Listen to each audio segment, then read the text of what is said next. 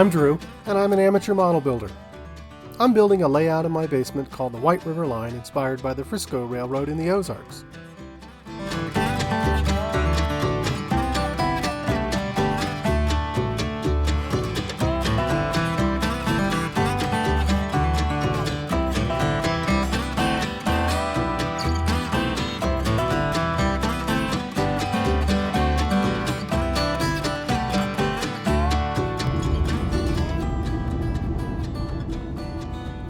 Every summer, we visit my family in the Ozarks. So we packed up the car and made the 12-hour drive to Missouri.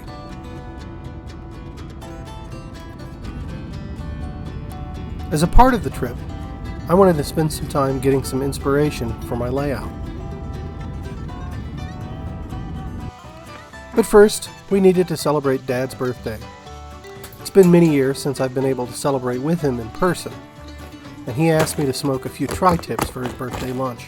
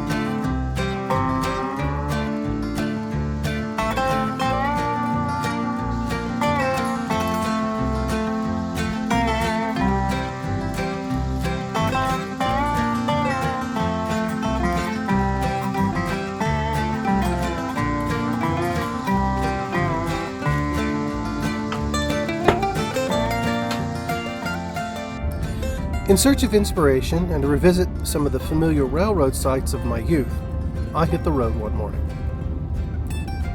My first stop was near Equiota Park on the southeast side of town. Although this area is now part of Springfield, this was a popular day trip destination via rail from Springfield to the state fish hatchery that was built in 1920, as well as for spelunking in the nearby cave and for picnicking or other outdoor activities. The now abandoned tracks follow along Lone Pine Avenue down from Battlefield Road to the park. Equiota is one of my favorite parks in Springfield, and I traveled along here many times in my youth.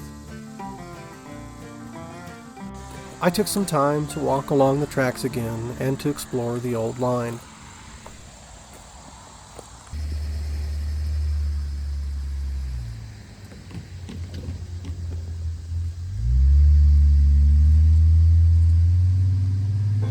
Just south of the park is the old Galloway Village. During my time in Springfield, the old buildings along the route were antique shops, flea markets, and boutiques for local artists. Much of this has been razed for residential development.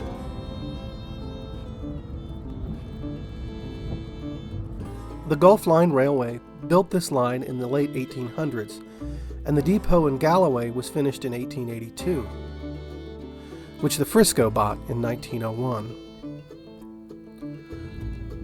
The line crosses over Lone Pine between Equiota and Galloway and follows the river here for a bit.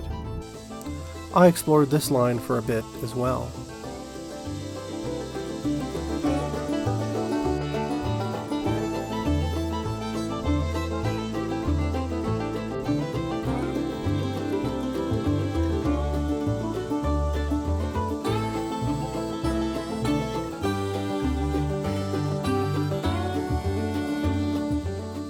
I then headed down to the small town of Ozark, Missouri.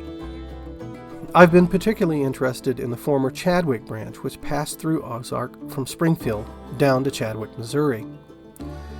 The line was built by the Springfield and Southern Railway Company and was completed in 1883 as the White River Branch. In 1885, it was acquired by the Frisco and renamed the Chadwick Flyer, or Chadwick Branch. Along with passenger service, it transported lumber and railroad ties from the Chadwick and Sparta area to Springfield. Like many small towns in southwest Missouri, an old Frisco caboose sits in the park in Ozark. I lived for a time in the nearby town of Nixa. We visited Ozark frequently because it had the closest library and Walmart, and I loved playing on this caboose whenever I could as a youngster. The tracks have been pulled up here in Ozark, but they would have passed right by the place where this caboose now stands. From Ozark, I did my best to follow the old route that was once the Chadwick Branch, with Chadwick being my final destination. Much of the route is typical Ozark farmland, with a smattering of old buildings along the way. Chadwick itself is full of old abandoned buildings and is proud of its Frisco history.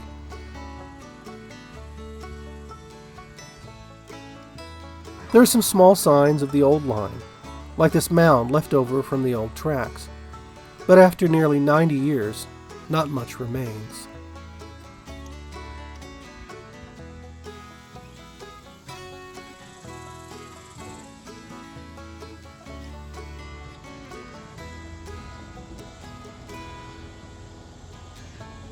My final stop that day was Reed Spring to capture some footage of this old trestle bridge.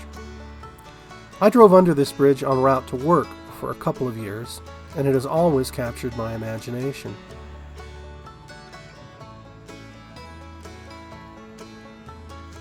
It was built in 1932 by the Missouri and Northern Arkansas Railroad.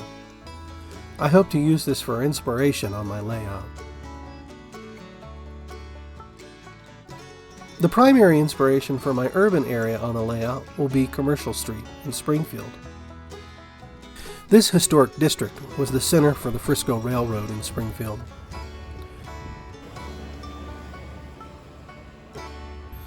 This is reflected in the shop names and much of the street art in this area.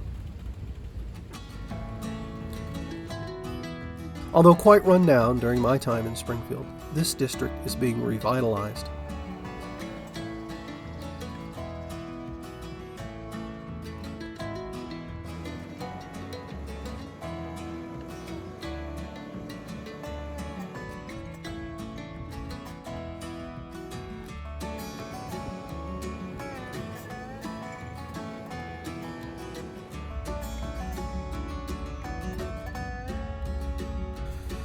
Commercial Street sprung up around the railroad when it first came to town as part of the Atlantic and Pacific Railroad in 1870, and it really established a new town of North Springfield.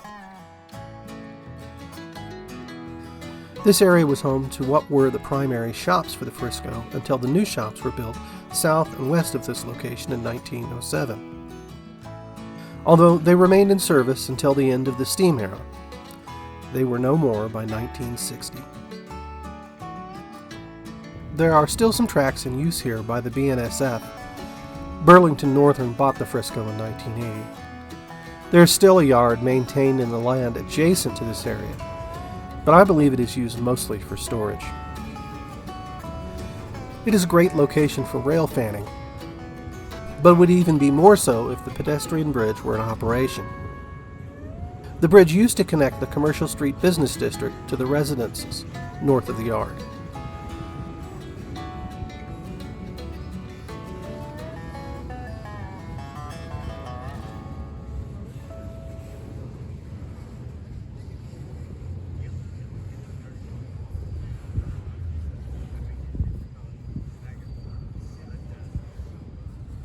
I was fortunate that day to encounter several trains, including this one, as it passed over the Lion Street Bridge.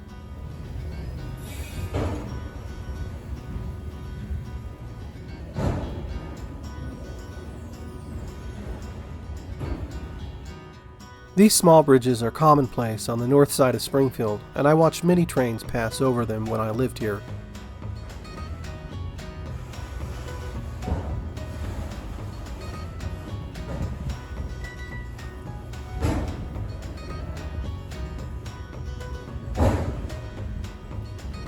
My visit to this area will provide a lot of inspiration for the architecture for the structures that will be on my layout. I particularly like many of the old advertising murals still found on the sides of many buildings down here.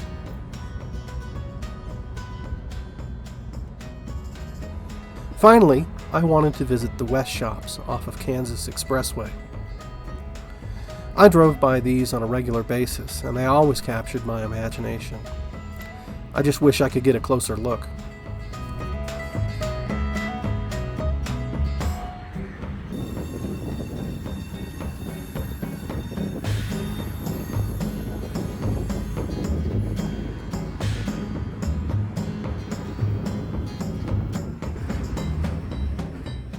Thanks for joining me on this episode.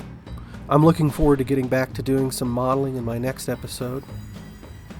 I'll be working on another scratch-built structure, inspired by a building I found in Chadwick. As always, you can find me on Instagram and Facebook, and those links are below. Please join me next time as I continue building the White River Line.